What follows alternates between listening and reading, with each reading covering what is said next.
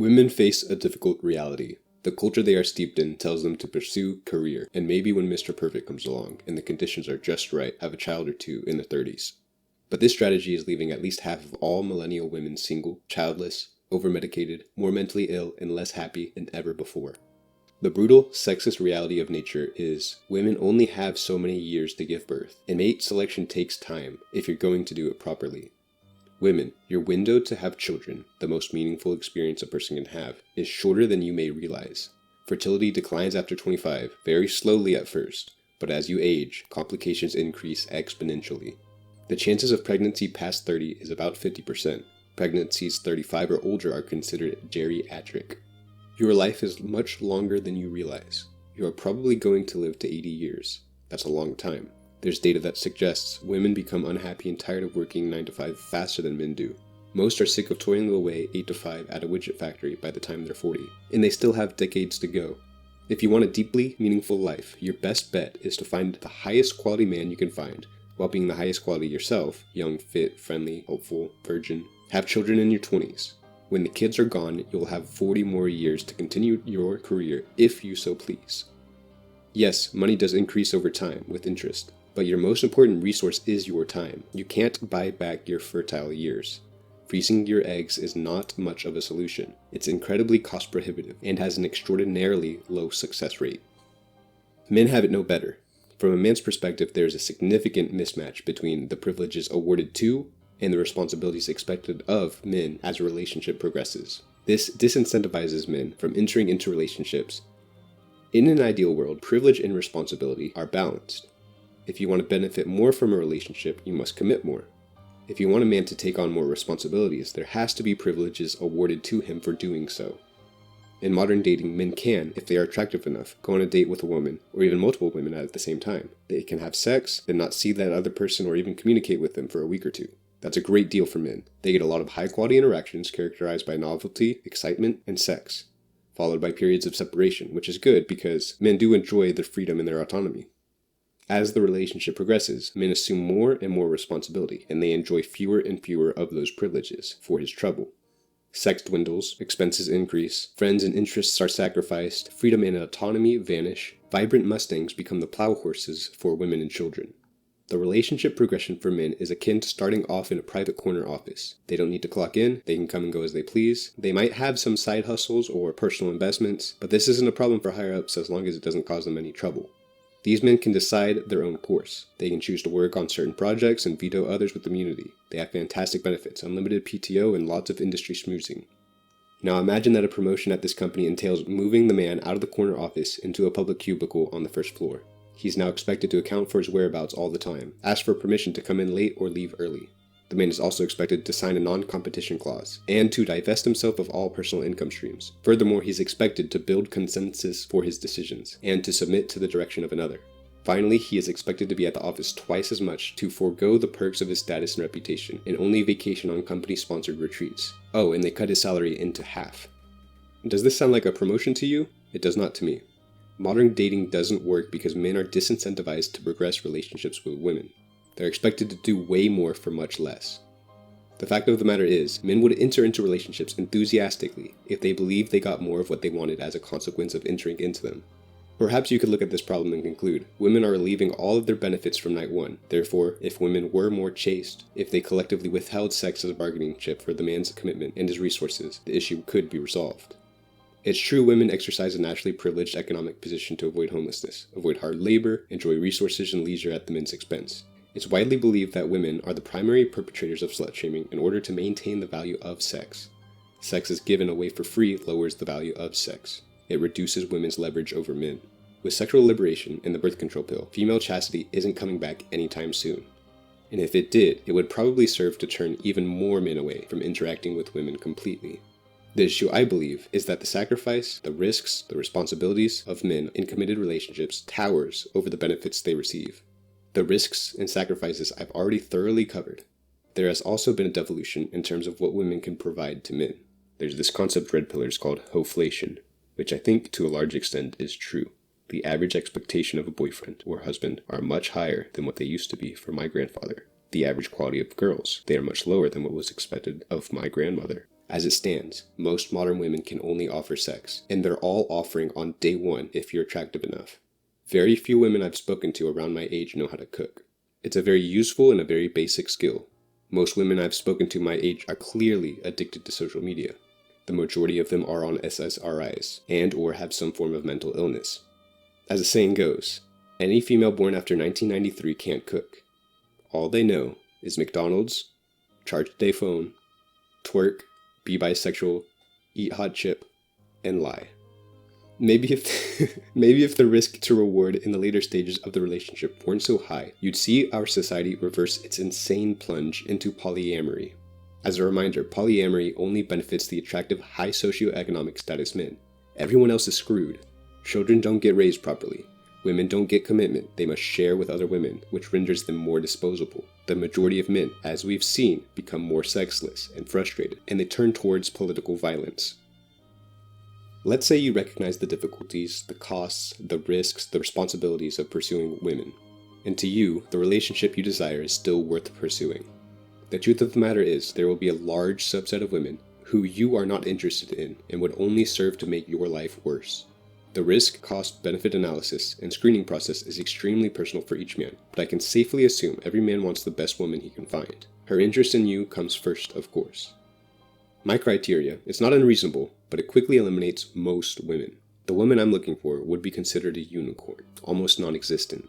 For me, she must be under 30 years old, not overweight, at least average or better in attractiveness, never married, no children, not mentally ill, not far leftist, isn't shackled with crippling debt, can cook, clean, isn't a whore, isn't addicted to social media, but I repeat myself on the mental illness part, is a good person, is feminine, and shares value that at least don't completely conflict with mine, is able and willing to contribute to the relationship, and enjoyable to be around.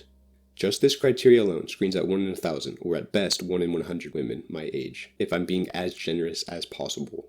When so few women meet your criteria, options are limited. It's even worse when you factor in the chances of reciprocal interest. For some of you that are ugly, disabled, short, or socially inept, your options may approximate 0.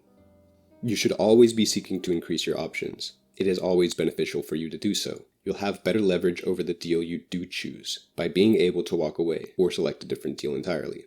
How do you expand your options? You should pursue 2 parallel strategies. Both come with deeper sub-strategies. Number 1, increase your demand, become more desirable. Earn more money, lose body fat, put on some muscle, get taller. Oh, there's no gym for your bones, sorry. You can at least groom yourself properly, style your hair, learn to dress, improve your social skills, whiten your teeth, improve your facial bone. Oh. But the list is endless. Strategy number 2, widen your supply. Interact with more potential mates. The obvious strategies are cold approach and night game. Cold approach just means approaching an attractive stranger to let them know you're interested. This method takes a lot of social awareness to pull off, and it does not have a high success rate. It always helps to be attractive. Night game is the method of picking up women at a bar or a nightclub. It's similar to cold approach, but the environment and the substances, they lubricate some of the friction. As always, it helps to be attractive. A better way to meet new women, new people in general, is local community, a dying thing I'm aware of. Join groups based on your interests, a running club, volleyball team, volunteer organization, a book club, etc.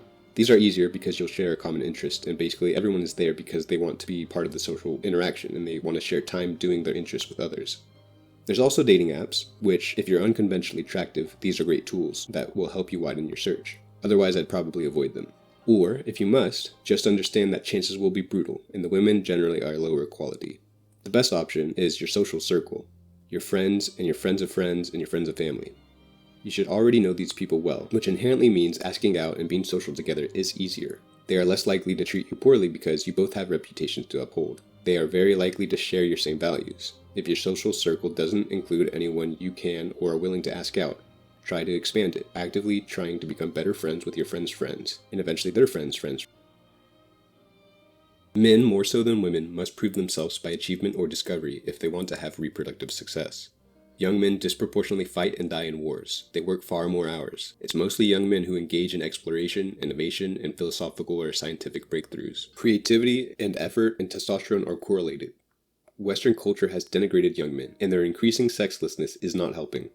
Our society is aging and alienating young men, which, as you can tell, has resulted in our slow decay. A healthy society feeds young men a motivational grand narrative and heroes to look up to. It connects younger men with older mentors. It teaches them useful skills. It marries them young. Nowadays, young men are suffering from a crisis of meaning. The media demonizes masculinity. The economy and the unfair fractional reserve monetary system appear to be a dead end with very limited social mobility. Society preaches docility and subservience. The educational system is offensively feminine, and we are facing a growing epidemic of unplanned childlessness among people in their 30s. Large groups of sexually frustrated men are a very good predictor of political instability and violence. Marriage is the foundation of modern society, and with no-fault divorce that over half the time fail, women having less to offer compared to their grandmothers in terms of traditional roles, 80% of divorces initiated by women, 90% for college educated, and the possibility of the woman walking away with half of everything and the kids. In the modern context, marriage has no incentive for men. Young men have very little to lose and lots to gain by resorting to revolution. Out of all of the symptoms of a dysfunctional society, young men of military age with nothing to lose are amongst its most dangerous byproducts. It will take years to play out, but it's pretty clear political unrest in the West will only increase as young men experience more and more alienation. Don't be surprised when this happens slowly for a decade or two, then suddenly all at once. There's a profound sadness to this. Far too many women will find out far too late they missed their opportunity and will forever remain childless. They will never be mothers, no matter how hard they try. It's also sad for yourself. You might never find a lasting, meaningful spouse or the nuclear family you were promised. It's sad for incels, many of whom will remain forever rejected and resentful of the other sex. This doesn't just affect the most bitter, worst, most genetically unlucky guys either, though it's worse for them. It also affects at least the bottom 2/3 of all men. Being average doesn't afford you the things it used to. It's not enough to be average. There's an arms race of self-improvement. Not everyone can be above average. Not everyone has it in them to become that successful outlier. The breakdown of relationships is happening at a societal scale, and there's nothing you can do as an individual to stop it. No amount of effort on your part can reverse this worsening trend. Half of men, at least, and half of women will never have families. As fewer relationships are formed, fewer marriages are created, fewer babies are born, our population slowly declines. The culture, the economy, the people, the arts, the bloodline, the civilization, it all dies. We were sold the promise of an era that is rapidly vanishing. Societies that are not monogamous are tremendously unstable. When too many men have no wife or no family, they no longer build society up for the benefit of their family. Instead, they burn it down. What else do they have to lose? Marriage is the ideal way to set up a family because you have two complementary adults manning the oars. They fill in the gaps of each other's weaknesses. They pull together resources. They divide labor according to natural inclinations. Kids born from a single mom are screwed without the resources, stability, and guidance a mother and a father combined can provide. Now, I want it to be known that life outcomes of kids raised by single fathers are astronomically better than those raised by single mothers. They do so well, in fact, there's only a marginal difference between a single man and two-parent families, though two-parent families are preferred. We have not officially become a polygamous society yet. We are more along the lines of modified monogamous, with polygamy on the fringes. But it's safe to say we are at the twilight of a monogamous culture. Young male sexlessness has about tripled in the past decade, while female sexlessness has stayed about the same, meaning a smaller portion of men are sharing a wider portion of women compared to a decade prior. It's clear we are in the middle of a behavior sink. Behavioral sink is a term coined by behavioral researcher John Calhoun. It refers to an abrupt population collapse in extremely mild environments. The mouse utopia experiments are the best examples of such. In the mouse utopia experiments, a few mice were placed in a large cage with unlimited resources. They would quickly reproduce, and the mouse population would explode. But before the population would reach maximum capacity, the mouse social structure would crumble. The mouse birth rates would plummet, and the population would eventually reach extinction. What's interesting is the behaviors of different groups of mice during the social collapse. Some male rodents formed marauding gangs, sporadically attacking all others they came into proximity with. There were the male dropouts. They ceased doing any sort of useful social activity, but they remained at the center, engaged in frequent, pointless violence. Male and female mice lucky enough to secure long-term, non-crowded territory were deemed the beautiful ones. They engaged in grooming, sleeping, eating. They lost social functioning. They rarely had sex, and those that did not care for their young. Many male rodents alternatively became hypersexual, and were either incessantly homosexual, or constantly chasing females in heat. Most often they would be chased away by stronger rodents. The few, stronger, dominant mice that remained, they monopolized almost all breeding opportunities with the remaining females. They maintained harems by chasing away any lesser males who attempted to approach their territory.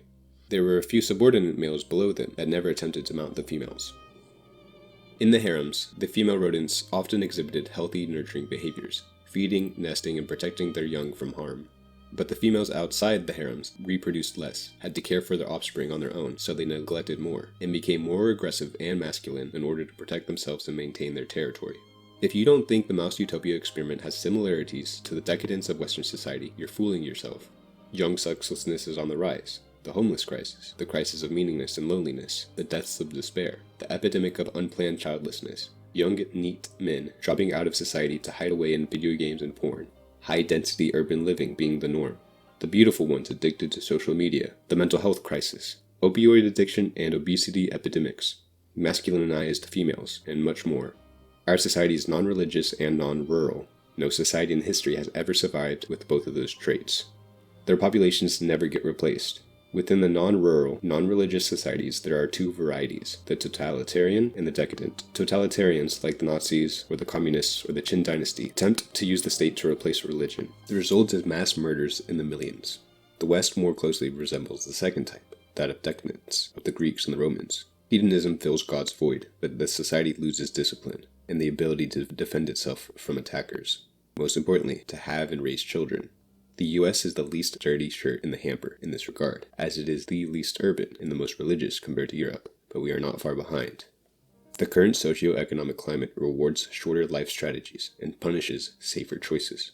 Why struggle and save when your money means nothing and it gets inflated away? Just buy the goods you want now.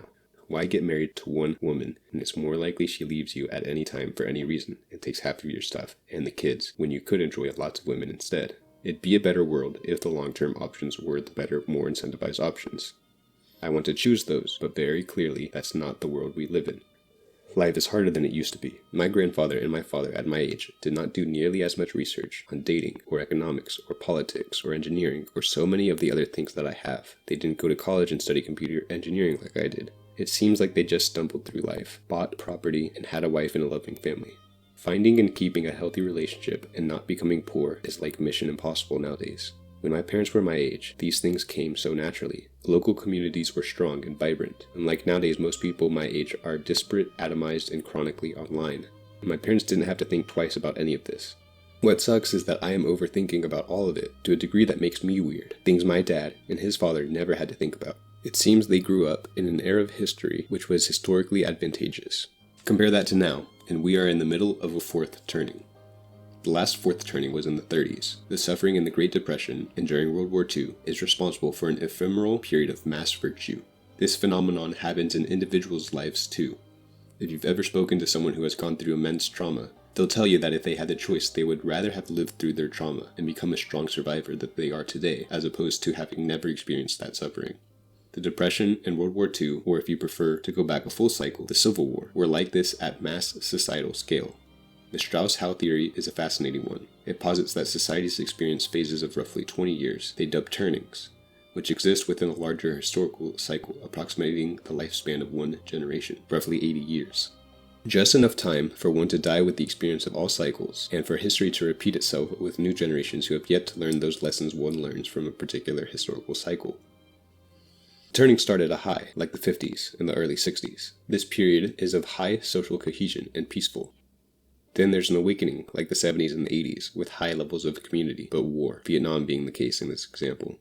The phase is followed by an unraveling, such as the 90s and the 2000s, where peace is achieved, but community is waning. Unraveling precedes a crisis, 2010s and 2020s. Peace and community go extinct, before returning back to a high. Trust today is at an all-time low. The social fabric is torn. People have less community, are more lonely than ever. Political polarization could tear the US apart, and wars breaking out across the globe. The conflict is already festering. We can all feel it. Wars are breaking out. Europe and China just entered recession, and the US has an 80% chance of entering a recession in the next 6 months. The magnitude of debt created in the wake of COVID-19 means the global economic downturn will probably be the World War II to 2008's Great Financial Crisis's World War I. The good news is, fourth turning crises are unifying, and it will, after great pain, launch us into a first turning, a time of great prosperity. At least I hope. What isn't present in the research, which I am cautious of, is the potential of metacycles, the length of civilizations. If these cycles do exist as I expect, My suspicion is that we are in the early stages of a decades or millennia-long decline of Western civilization. I predict the highs of what might be in store in the 2040s may be lower than the highs of the 1950s. We may never again witness such prosperity, at least until some up-and-coming civilization conquers us and they have their own civilizational height. Though Strauss and Howe didn't publish any writings on broader civilizational trends, Unwin did. He discovered that the condition of any society is conditioned by its past and present methods of regulating sex. A decrease in sexual opportunity always leads to greater social energy. Conversely, an increase in sexual opportunity always leads to less social energy. The full effect of a change in sexual opportunity is not seen overnight. It takes 3 generations, or about a century, for full implications to manifest. It is both past and present sex relations, not just present ones, that determine the nature of society. This is because the habits and attitudes formed by the previous regime are maintained in the first generation and passed on in diluted form to the second. It is only the third generation that is wholly formed under the new rules. High culture and sexual freedom can coexist, but only for 1 generation. A female emancipating movement is a cultural phenomenon of unfailing regularity that appears to be the necessary outcome of absolute monogamy. The process by which absolute monogamy is first modified, then abolished, is the same in every society, recurring again and again with unrelieved monotony. First, women are emancipated from their husbands and granted co-equal status. Then marriage is altered from a lifelong commitment to a temporary union made and broken by mutual consent, transitioning from absolute to modified monogamy.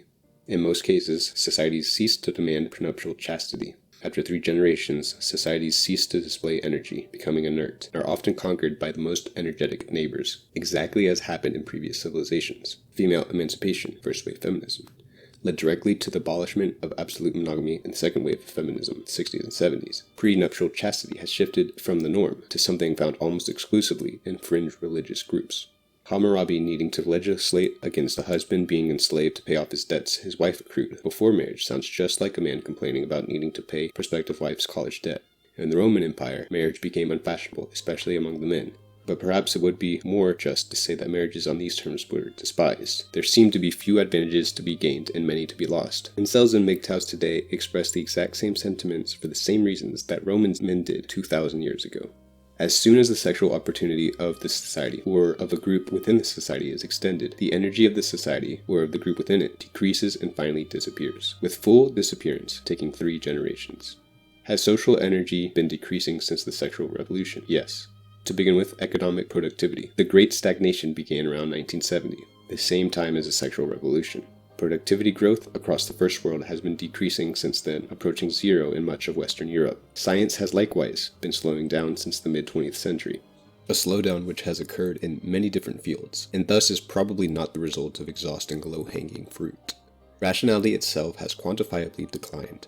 Just looking at the amount of prequels, sequels, spin-offs, remakes, and reboots in Hollywood, we can tell even culture has stagnated.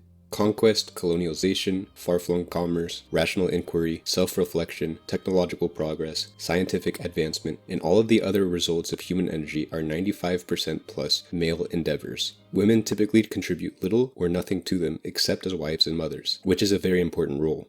Furthermore, all of these things require low time preference. That is, the sacrifice of immediate gratification for the sake of the future. But there is an intrinsic limit on delayed gratification, one's lifespan. We can overcome this limitation with progeny. Men will forge empires, build monuments, work long hours, and sacrifice their lives for their descendants. But there's a problem. Unlike mothers, it is difficult for fathers to be certain of their offspring. Without paternal certainty, men have no reason to look for future generations. And how is paternal certainty to be attained without paternity tests? By restricting female sexuality. The more this is restricted, the more certain a man can be that his children are his, the more he can look to the future. This explains the perfect correspondence between cultural level and sexual restrictions below the level of absolute polygamy and monogamy, which is really a perfect correspondence between female sexual restrictions and cultural level. The key difference between modified and absolute polygamy or monogamy is that under the former, part or all of a man's family and property can be taken from him at any time, thus understandably limiting men's investment, in the same way that insecure property rights leads to less capital investment. Absolute monogamy provides relief from constant intra-sexual competition, letting men in these societies cooperate in service of other things. In a polygamous society, a large segment of men will never marry or have children, and thus have no stake in the future. To attain these men have 2 options: conquer wives from an adjacent society, or destroy their own. In the absence of conquest, there is constant competition between men for wives, and men are thus forced to focus on competing with each other rather than working together to accomplish things, and so cannot display productive social energy. Under absolute monogamy, sex is conditional on marriage. This incentivizes productive, pro-social behavior. Conscientious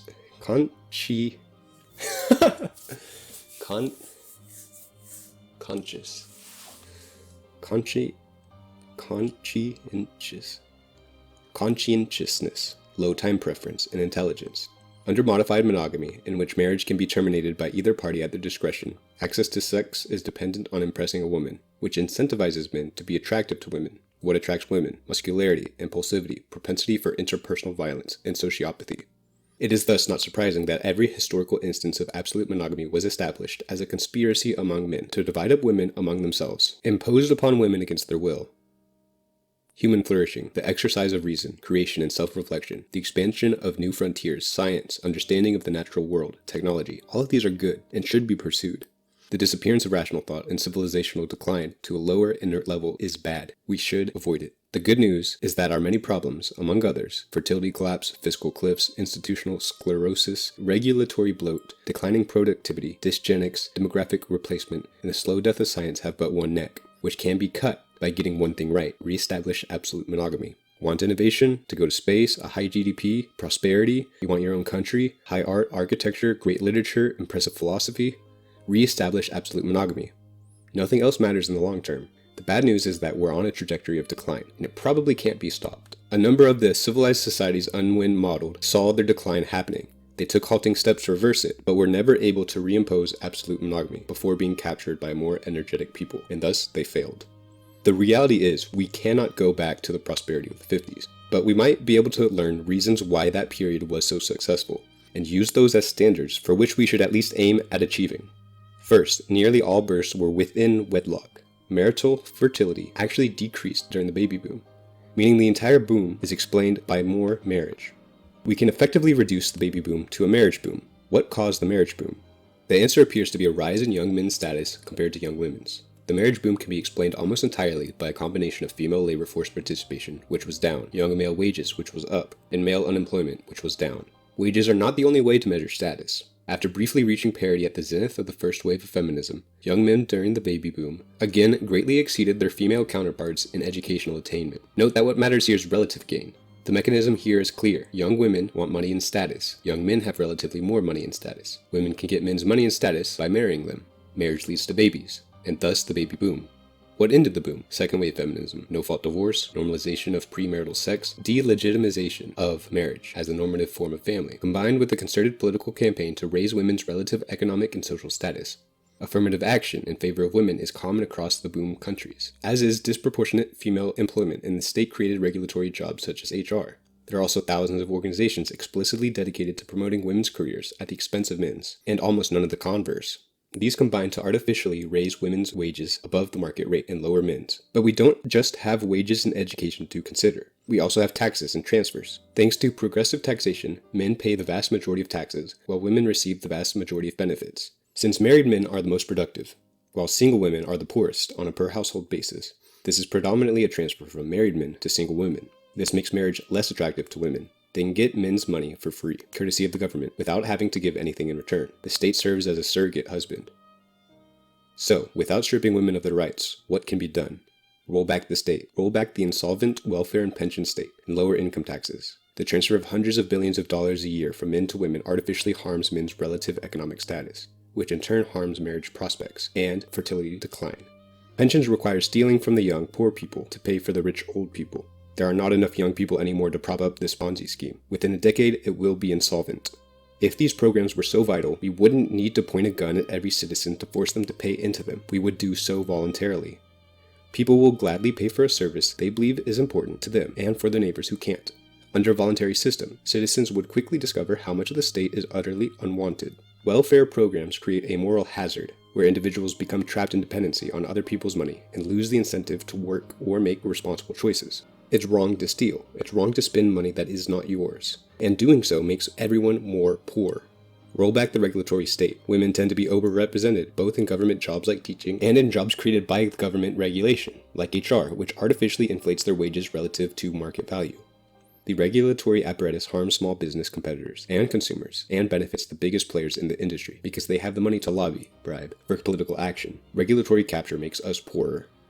End affirmative action and diversity quotas for women, or lift the de facto bans on similar male lobbying organizations. There exists hundreds of thousands of organizations, scholarships, programs that promote women's career success, particularly in the best compensated and highest status jobs, at the expense of men. Women outnumber men 2 to 1 on college campus. These discriminatory practices undermine individual agency by implying that certain groups need special treatment to succeed. They are harmful to the people who land positions they otherwise wouldn't be capable of earning on their own. They fail. These policies erode the principles of meritocracy. The institutions that implement them are definitionally worse off, and we collectively are more poor for it. Defund the educational system. Taxpayers are paying some of the most per student of any nation in the world, and we have nothing to show for it. Our student performance is abysmal compared to other nations, even when we exclude outliers from the failing inner-city schools. Women outperforming men in education seems to be a universal feature in the modern world. Girls only outperform boys in non-cognitive approaches to learning. In every subject area, boys are represented in grade distributions below where their test scores would predict. There's a reason private and charter schools have waitlists and lottery drawings. There's a reason homeschooling has exploded in popularity. Parents are foregoing free education to spend money twice, once to subsidize failing public institutions, and second, for the education that they actually prefer. We are poorer for double spending. We are more poor for the poor education our children are receiving. Substantial tax breaks for married couples. Married men make the most money and pay the most in income taxes. Married couples are poorer than they ought to be because the state is forcefully confiscating a large percentage of their labor. Roll back the sexual revolution. This is easier said than done. It would look like bringing back slut-shaming, ending no-fault divorce, encouraging young marriages as the default life path, nurturing communities. People are more isolated, atomized, and lonely than ever in history, and generally making the married family the normative unit of society again, so family members and friends can offload some of that burden. If we can do all of these things, we might just be able to reverse demographic and civilizational decline. Hard times like World War II created strong men. Those strong men created good times in the late 20th century. Those good times created weak men, and now these weak men have created hard times. When times are the toughest, and monumental decisions are imperative, we are all forced to ask, which way, Western man? You have two options, fight or flee. To me it seems obvious, fighting is not the answer, at least not at the moment. You would be fighting in futility. Lashing out at a system designed to silence and oppress you. You would be fighting a system designed precisely to strip you of your autonomy. As an individual, you cannot slay this Leviathan. Even as a collective, you are unlikely to impede the momentum of the monoculture.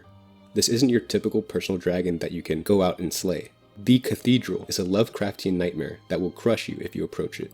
The cathedral, the state, and the apparatuses it de facto controls, big tech, big pharma, mainstream media, big oil, banks, academia, Hollywood, the military-industrial complex, federal agencies, and the court system. They only function to justify their own importance and continual growth, and by consequence, squash the freedom and prosperity of its citizenry. Anyone who challenges the complex of authority will be punished. Unless you prefer to be a martyr, are suicidal with the preference for shooting yourself twice in the back of the head, prefer to be unfairly imprisoned for decades, or prefer to be cancelled, smeared, deplatformed, debanked, censored, put on a no-fly list, prevented from making a living, I suggest against standing up to the most powerful techno-cultural political apparatus man has ever invented. Flee. Flee like your life depends on it, because it does. Where will I flee? Away. Why be tax chattel to an expensive, tyrannical, anti-business country filled with division? Let's not be gaslit into believing the US is some haven of freedom or prosperity relative to other countries. There are dozens of nations who score higher in economic freedom, personal freedom, happiness, income, standard of living, and taxation. Decades ago, American industries were hollowed out because corporations realized they were treated better in other countries. Many citizens, especially with remote work, myself included, are realizing the same thing. As birth rates plummet and societal fabric tears, the US nears closer to insolvency. State pressures will only cause citizens and businesses more pain. My ancestors fled their homes for a better life in the US. I will do the same in reverse. Thousands of guys like myself have come to the same realization. There's even a name for them, passport bros. They are men who choose to relocate to other countries for a better quality of life, where their dollar goes further and the women are better, typically Southeast Asia or South America. These guys believe Western women have been influenced by cultural and societal pressures to behave poorly and whose standards are unrealistic. By seeking foreign women, these men hope to find a more fulfilling, harmonious relationship. Location is but a small part of the question, which way? Do I blindly follow tradition, even though very clearly times have changed? Do I follow the path that culture dictates? Do I opt out of dating, or work, or society, to forge my own path like MGTOWs? Or do I risk the pursuit of what could be the most meaningful experience of my life, having a wife and children? Do I remain chaste and wait for a wife I may never have? My decision is this. I have decided a family is meaningful enough to pursue. Despite the risks, I think everyone recognizes, at least deep down, the benefits of family. There's joy and emotional fulfillment that you get from love and companionship. We all have a deeply ingrained desire to procreate and continue our legacy.